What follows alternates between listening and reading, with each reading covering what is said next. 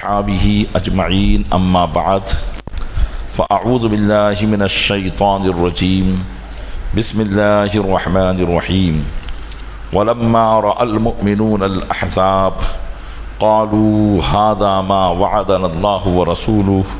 وصدق الله ورسوله وما زادهم إلا إيمانا وتسليما صدق الله مولانا العظيم وبلغنا رسوله النبي الأمين المكين الكريم ونحن على ذلك لمن الشاهدين والشاكرين والحمد لله رب العالمين الصلاة والسلام عليك يا رسول الله وعلى آلك وأصحابك يا حبيب الله الصلاة والسلام عليك يا نبي الله وعلى آلك وأصحابك يا نور الله الحمدللہ عز و جل آپ حضرات بعد تراویح تاریخ اسلام کا عظیم باب جنگ احزاب کا بیان سماعت فرما رہے ہیں۔ گزشتہ کل آپ حضرات نے یہ سماعت کیا تھا کہ اللہ کے محبوب صلی اللہ تعالی علیہ وسلم کے پاس ایک قبیلے بنو غطفان کے شخص آئے اور انہوں نے اسلام قبول کیا اور کچھ آقا علیہ السلام کی بارگاہ سے خدمت چاہی تو نبی کریم صلی اللہ علیہ وسلم نے ان سے ارشاد فرمایا کہ تم اگر اسلام کے لیے کوئی کام کر سکتے ہو تو مشرکین کے لشکر میں اختلاف اور انتشار کو برپا کر دو۔ تو وہ صحابی رسول نعیم بن مسعود جن کا نام تھا جو ابھی اسلام لائے تھے، انہوں نے قبیلے بنو قریظہ کو جا کر ساری باتیں بتائی اور یہ کہا کہ اگر قبیلے بنو غطفان کے لوگ اور قریش کے قبیلے کے لوگ واقعی ہم سے ہمدردی رکھتے ہیں تو ہمارے پاس ان کے بہترین 5 نوجوان بطور ضمانت کے رکھ دیں۔ یہ تمام باتوں پر وہ راضی ہو گئے۔ پھر نعیم بن مسعود وہاں سے نکلے اور قریش کے لشکر میں آئے اور ابو سفیان جو لشکر قریش کے سردار تھے اور دوسرے دیگر چیدہ سرداروں سے جا کر نعیم بن مسعود ملے اور یہ کہا کہ اے قریش کے لوگوں، میرے تمہارے ساتھ عرصہ دراز سے وہ دوستانہ مراسم ہیں، اسے تم بہت خوب جانتے ہو، اور پیغمبر اسلام سے مجھے جو دشمنی ہے یہ بھی تم جانتے ہو۔ تو انہوں نے کہا کہ اس بات میں تو ہم تم پر کچھ شک کر ہی نہیں سکتے کہ تم ہمارے کتنے وفادار ہو اور پیغمبر اسلام سے تمہارے دل میں کتنی عداوت بھری ہوئی ہے۔ لہذا اب نعیم بن مسعود نے جب اطمینان اپنے حوالے سے حاصل کر لیا تو اس نے ابو سفیان اور دیگر سرداروں سے کہا کہ مجھے جس بات کی خبر ملی ہے اپنی دوستی اور محبت کا تقاضا یہ ہے کہ وہ خبر میں تمہارے بھی گوش گزار کر دوں، تمہیں بھی بتا دوں، لیکن ایک بات کا وعدہ کرو کہ خدا را یہ بات کسی کو نہ بتانا اور راز فاش نہ کرنا۔ تو انہوں نے نعیم بن مسعود کو یقین دلایا کہ یہ راز ہم فاش نہیں کریں گے۔ تو نعیم نے کہا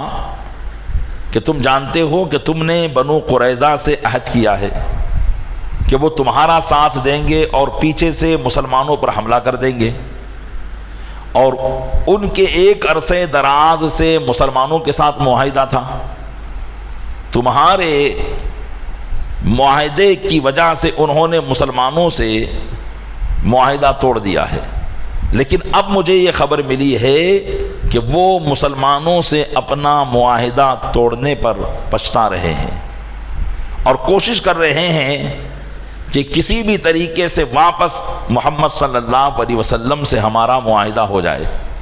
اور ہم واپس ان کا سپورٹ کرنے کے لیے تیار ہو جائیں، اور انہوں نے اس سلسلے میں بات چیت بھی شروع کر دی ہے۔ تو حضور نے ان کو کہا کہ اگر تم واقعی ہمارا ساتھ دینا چاہتے ہو اور ہم سے معاہدہ کرنا چاہتے ہو اور اپنی وفاداری کا پکا ثبوت دینا چاہتے ہو تو قبیلے بنو غطفان اور قبیلے قریش کے چند 5 نوجوانوں کو ہمارے سپرد کرو، تاکہ ہم ان کو اپنے پاس رکھیں، ان کا خون بہائیں، تب جا کر ہم یہ یقین کر سکیں گے کہ ہاں تم ہمارے اب سچے پکے وفادار ہو، اور تب جا کر اب تم ہمارا جو ہے یہ سمجھ سکیں گے کہ تم ہمارا ساتھ دو گے۔ ظاہر سی بات ہے کہ قبیلے بنو قریظہ میں یہ کہہ کر آئے تھے کہ تم ان کے 5 نوجوان بلاؤ، اور ان کو یہ بتایا کہ وہ تمہارے 5 نوجوان اس لیے بلا رہے ہیں تاکہ وہ محمد صلی اللہ علیہ وسلم کے حوالے کر دے۔ تو نعیم بن مسعود کہنے لگے کہ قبیلے بنو قریظہ نے اس بات پر اتفاق کر لیا ہے، اور انہوں نے کہا کہ ہم کل ہی تم کو 5 نوجوان وہاں سے لے کر تمہارے سپرد کر دیں گے اور تم انہیں قتل کر دینا، تب تو محمد صلی اللہ علیہ وسلم تم کو ہمارے عہد پر پکا یقین ہو جائے گا۔ تو وہ اس بات پر راضی ہو گئے۔ قریش نے جب یہ خبر سنی تو واقعی ان کے دل دہلانے والی یہ خبر تھی، کیونکہ ان کا سارا معاملہ قبیلے بنو قریظہ کی مدد پر موقوف تھا کہ وہ اندر سے حملہ کریں گے۔ باہر سے تو حملہ کرنے کی 1 مہینے سے کوشش کر رہے تھے لیکن کامیاب نہیں ہو پائے، تو وہ اندر سے حملے کرنے پر موقوف تھے، اس لیے اب ان کے حوصلے دھیرے دھیرے پست ہونے لگے۔ لیکن پھر بھی انہوں نے اپنے اس پرانے عہد پر جو بنو قریظہ کے ساتھ کیا تھا اور بنو قریظہ کے اس عہد پر اتفاق کرنے کے لیے اور نعیم بن مسعود کی باتوں کو پکا ماننے کے لیے اتفاقاً ابو سفیان نے اکرمہ بن ابو جہل اور ورقہ بن غطفان کو چند دوسرے نوجوانوں کے ساتھ قبیلے بنو قریظہ کے پاس بھیجا اور کہا کہ چپ چاپ سے ان کے پاس جاؤ اور ان سے یہ کہو کہ اے قبیلے بنو قریظہ، تم نے ہم سے یہ معاہدہ کیا ہے کہ تم مسلمانوں پر پیچھے سے حملہ کرو گے۔ 1 مہینے کے قریب ہونے جا رہا ہے، نہ تو تم نے کچھ حملہ کیا اور نہ ہی ہمیں کوئی نتیجہ برآمد ہوا ہے، لہذا اب ہم زیادہ دیر تک یہاں ٹھہر نہیں سکتے، چونکہ میدان کے اندر سخت ٹھنڈی کے دنوں کے اندر خیموں کے اندر رہنا یہ بڑے بڑے سردار اور عیش پسند لوگوں کی ہمت کی بات نہیں ہے، اس لیے تم اپنا مکمل طور پر جواب دو۔ اگر تم ہمارا ساتھ دینے کے لیے تیار ہو تب تو ہم مزید ٹھہرنے کے لیے تیار ہیں، اور اگر تم ہمارا ساتھ نہیں دو گے تو ہم محاصرہ ہٹا کر یہاں سے چلے جائیں گے، لہذا بغیر تاخیر کیے کوئی فیصلہ کن قدم تمہیں اٹھانا چاہیے۔ عرض غرض ابو سفیان کی یہ باتیں سن کر اکرمہ بن ابو جہل اور ورقہ بن غطفان یہ لوگ چند سرداروں کے ساتھ قبیلے بنو قریظہ کے پاس پہنچے۔ اب قبیلے بنو قریظہ نے جب ان کو اپنے پاس آتے ہوئے دیکھا تو انہوں نے یہ بات ان کے سامنے رکھی اور کہا کہ ہم لوگ کل حملہ کرنے والے ہیں، لہذا ہم جب کل حملہ کریں گے تو تم اندر سے حملہ کر دینا، ہم باہر سے حملہ کریں گے۔ تو چونکہ قبیلے بنو قریظہ کے لوگ یہودی تھے اور جو کل کا آنے والا دن تھا وہ یوم السبت تھا،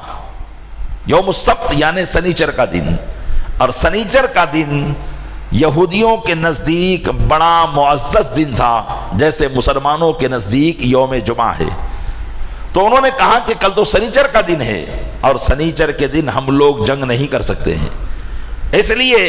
کل کی جنگ ملتوی کرو اور ابو سفیان کو جا کر کہو کہ کل کوئی جنگ نہیں ہوگی، اور اگر تم نے جنگ کی تو وہ تمہارے ہی ذمہ ہیں، ہم تمہارا کوئی سپورٹ اس میں کر نہیں سکیں گے، اور ابھی ہمیں تمہارا پورا بھروسہ بھی نہیں ہے۔ ہم یہ چاہتے ہیں کہ ہم تمہارا اعتماد حاصل کرنے کے لیے تمہارے 5-10 نوجوان تم ہمارے پاس بطور رہن ضمانت کے یہاں پر ہمارے پاس بھیج دو، تاکہ ہمیں یقین ہو سکے کہ تم کسی بھی حال میں ہمیں یہاں چھوڑ کر نہیں جاؤ گے، ہمارا ساتھ دو گے، ورنہ مدینے کے اندر اگر تم چھوڑ کر چلے گئے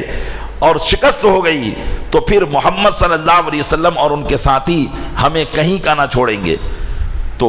نعیم بن مسعود نے جو باتیں ابو سفیان سے کہی تھی یہ باتیں بالکل عین مطابق نکلی، اس لیے وہ سمجھ گئے کہ ہاں قبیلے بنو قریظہ نے ضرور محمد صلی اللہ علیہ وسلم سے معاہدہ کر لیا ہے۔ انہوں نے آ کر ابو سفیان سے ساری باتیں کہی، ابو سفیان کو بھی اس پر اعتماد ہو گیا اور اس نے کہا کہ بخدا نعیم نے جو خبر ہمیں لا کر دی ہے وہ 100% صحیح خبر ہے، اور اب ہمیں مزید یہاں پر ٹھہرنا نہیں چاہیے اور یہاں سے چلے جانا چاہیے، ورنہ کہیں ایسا نہ ہو کہ مسلمان اور بنو قریظہ مل کر ہم پر حملہ کر دے اور پھر ہم اپنے گھر پہنچنے بھی ناکام ہو جائے۔ سردی سخت تھی، علماء فرماتے ہیں کہ ان دنوں ایسی سردی تھی کہ اوس برس رہی تھی، اور کھلے میدان کے اندر اس طریقے سے رہنا یہ ہر کسی کے بس کی بات نہیں ہوتی ہے۔ اللہ تبارک و تعالیٰ کا محبوب صلی اللہ تعالیٰ علیہ وسلم 3 دن سے لگاتار دعا کر رہے تھے۔ پیر کے دن، منگل کے دن اور بدھ کے دن نبی کریم صلی اللہ علیہ وسلم نے لگاتار مسجد احزاب جو آج بھی وہاں بنی ہوئی ہے اس جگہ پر جا کر آقا صلی اللہ علیہ وسلم دعا کر رہے تھے۔ اللہ عز و جل کی بارگاہ سے تیسرے دن یعنی بدھ کے دن نبی کریم صلی اللہ علیہ وسلم کی اس دعا کو قبول کر دیا گیا،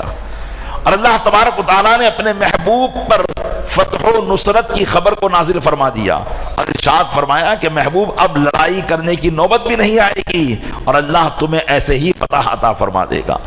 چنانچہ میرے آقا صلی اللہ علیہ وسلم صحابہ کرام علیہم رضوان کے پاس تشریف لائے اور اپنے صحابہ کو خطاب کرتے ہوئے ارشاد فرمایا، یا ایھا الناس لا تتمنوا لقاء العدو، اے صحابہ دشمن سے ملاقات کی اب تمنا نہ کرو کہ تمہاری ان سے ملاقات ہوگی، 2 ہاتھ تم ان سے لڑو گے، اس طرح کی تمنا نہ کرو۔ واسألوا اللہ العافیہ، اور اللہ سے عافیت کا سوال کرو، آرام کا سوال کرو۔ فإن لقیتم العدو فاصبروا، اور اگر دشمن سے تمہارا مقابلہ ہو بھی جاتا ہے تو پھر صبر کرو۔ واعلموا ان الجنۃ تحت ظلال السیوف، جان لو کہ جنت تلواروں کے سائے میں ہیں۔ آقا صلی اللہ علیہ وسلم نے اپنے صحابہ کو یہ باتیں ارشاد فرمائی اور پھر اللہ کی بارگاہ میں دعا کی، اللہم منزل الکتاب سریع الحساب اہزم الاحزاب اللہم اہزمہم وانصرنا، اے اللہ کتاب کے نازل کرنے والے، اے جلد حساب لینے والے، لشکروں کو شکست عطا فرما، اے اللہ ان کو شکست عطا فرما اور ہماری مدد فرما۔ اب یہاں پر کیا ہوا، سردی اور کڑاکے کی پڑ گئی اور اتنی زبردست سردی پڑی کہ رات میں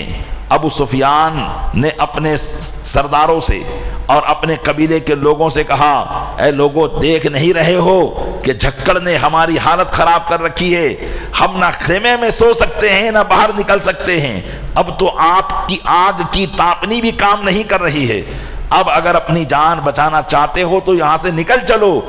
ورنہ یہ سردی کی تیز تند ہوائیں اور یہ جھانکڑ ہمیں پریشان کر کے رکھ دے گی اور ہلاک کر کے رکھ دے گی۔ علماء فرماتے ہیں کہ ابو سفیان نے یہ کہا اور اپنی اونٹنی پر سوار ہو گیا اور اس پر اس قدر کا خوف طاری تھا کہ جلد بازی میں وہ اپنی اونٹنی کے پیر سے جو رسی بندھی ہوئی تھی کھوٹے سے اس کو بھی نہ کھول سکا اور اس کو اٹھا کر بھگانے لگا۔ اتنے میں اسے پتا چلا کہ رسی تو بندھی ہوئی ہے، تلوار سے کھولا اور پورا کا پورا یہاں سے لشکر لے کر یہ روا دوا ہو گئے۔ اللہ تبارک و تعالیٰ نے اس مشرکین کے جو 10,000 کی تعداد میں تھے ایسا رعب ڈالا اور اپنی قدرتی طور پر ایسی بلائیں وبائیں سردی کو بنا کر بھیجا کہ پھر یہ برداشت نہ کر سکے اور اس میدان کو خالی چھوڑ کر رات میں چلے گئے۔ نبی کریم صلی اللہ علیہ وسلم اپنے خیمے میں تشریف فرما تھے، غیب داں نبی کو سارے حالات کی خبر تھی اور وہ سارے معاملات کو دیکھ رہے تھے۔ آقا صلی اللہ علیہ وسلم نے صبح اٹھ کر صحابہ کرام کو کیا بشارت دی اور پھر صحابہ کرام علیہم الرضوان پر اس کے کیا اثرات مرتب ہوئے، انشاءاللہ آئندہ درس میں اس کو عرض کرنے کی کوشش کروں گا۔ اللہ تبارک و تعالیٰ اپنے محبوب صلی اللہ علیہ وسلم کے صدقے میں ہمیں بھی اپنے دشمنوں پر فتح و نصرت عطا فرمائے۔ پروردگار عالم مسلمانوں کا رعب دشمنوں کے دلوں میں قائم و دائم فرمائے، طاری فرمائے اور مسلمانوں کو اعمال صالحہ کرنے کی توفیق عطا فرمائے۔ آمین بجاہ النبی الامین صلی اللہ علیہ وسلم۔